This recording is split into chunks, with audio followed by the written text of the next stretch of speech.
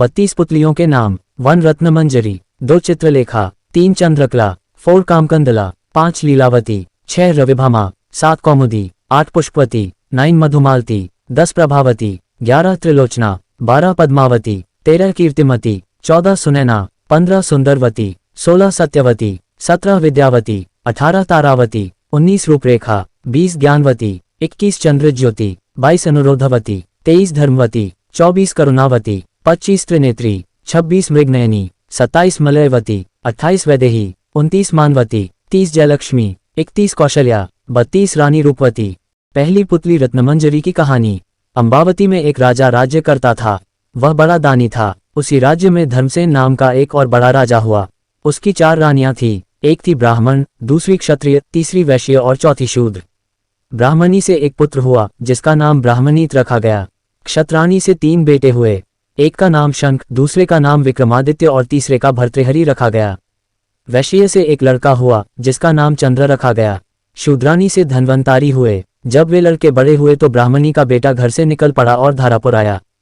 हे राजन, वहां के राजा तुम्हारे पिता थे। उस लड़के ने राजा को मार डाला और राज्य अपने हाथ में लेकर के उज्जैन पहुंचा। संयोग की बात है कि उज्जैन में आते ही वह मर गया। उसके मरने पर क्षत्राणी का बेटा शंख गद्दी पर बैठा। कुछ समय बाद विक्रमादित्य गद्दी पर बैठे। एक दिन राजा विक्रमादित्य को राजा बाहुबल के बारे में पता चला कि जिस गद्दी पर वह बैठे हैं वह राजा बाहुबल की कृपा से है। पंडितों ने सलाह दी कि हे राजन, आपको जग जानता है, लेकिन जब तक राजा बाहुबल आपका राजतिलक नहीं करेंगे तब तक आपका राज्य अचल नहीं होगा। आप उनसे राजतिलक करवाओ। विक्रमादित्य ने कहा, अच्छा, और वह अपने ज्ञानी और विश्वसनीय साथी लूत्वरन को साथ लेकर वहां गए। बाहुबल ने बड़े आदर से उसका स्वागत किया।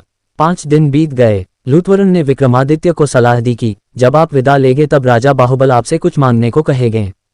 राजा के घर में एक सिंहासन है जिसे साक्षात महादेव ने राजा इंद्र को दिया था और बाद में इंद्र ने बाहुबल को दिया। उस सिंहासन में ये गुण है कि जो उस पर बैठेगा वह 7 द्वीप नवखंड पृथ्वी पर राज करेगा। उसमें बहुत से जवाहरात जड़े हैं। उसमें सांचे में ढालकर 32 पुतलियां लगाई गई है। हे राजन, तुम उसी सिंहासन को मांग लेना। अगले दिन जब विक्रमादित्य विदा लेने गए तो उसने वही सिंहासन मांग लिया। राजा बाहुबल वचन से बंधे थे। बाहुबल ने विक्रमादित्य को उस पर बिठाकर राजतिलक किया और बड़े प्रेम से विदा किया। राजा विक्रमादित्य ने लौटते ही सभा की और पंडितों को बुलाकर कहा, मैं एक अनुष्ठान करना चाहता हूँ। आप देखकर बताएं कि मैं इसके योग्य हूँ या नहीं।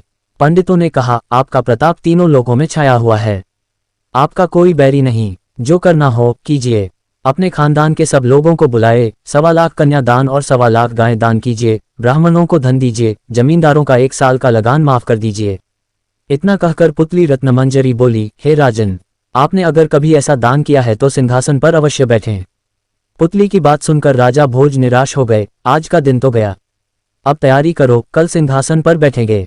इस तरह सिंहासन 32 की पहली पुतली ने राजा भोज को नहीं बैठने दिया और अगले दिन दूसरी पुतली चित्रलेखा ने सुनाई राजा विक्रमादित्य की कहानी।